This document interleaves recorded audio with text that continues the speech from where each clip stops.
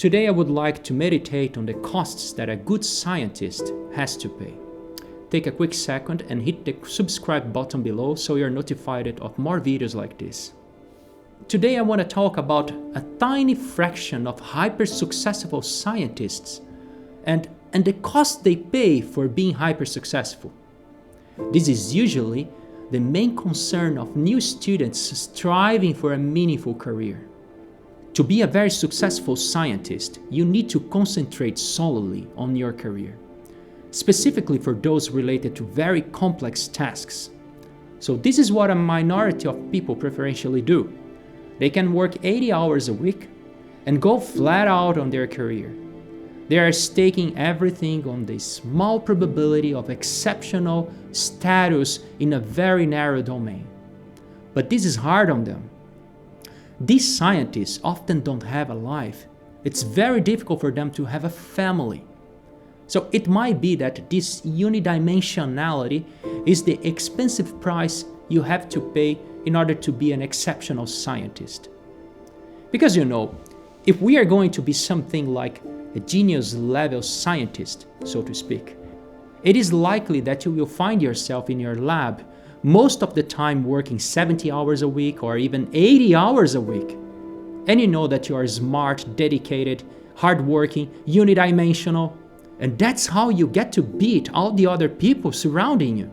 But the problem is that you don't get a life. Now, if you love being a scientist, you do have that kind of focused mind. But remember, you are a rare person and more power for you, but there will be a price to pay in this risky business. There is a lot to sacrifice along the way. And I would say that most often you are speaking of having a healthy life, but actually that isn't what you are doing. I have once found myself in this trap, and I realized my losses. And the lesson I took from this is that it is possible to have a dream of doing something you love and trying to be the best at the highest cost. The way to do that is that you spread yourself out more. So you have a family, you have things to do outside of work that are meaningful to you and useful as well. You have a family, you have a network of friends. These things that sound old-fashioned, but they are old-fashioned in the best way because they are the mechanisms that keep you well-oriented. Because if one of these things collapses, you don't lose everything. But this strategy also has a very high price to pay. You will be less likely to be fantastically successful at one single thing. But at least now you can see your life as a whole. And that might be the winning strategy. Perfection. Perfection is when you stake everything in one single thing and look for radical success. You need to ask yourself, do I want one thing in my life to be 200%? Or can I have 5 things at 70%? Well, there is a lot more richness in a life where you have 5 things operating at 70% rather than one thing operating at 200%. So, why do you want to be an outstanding scientist?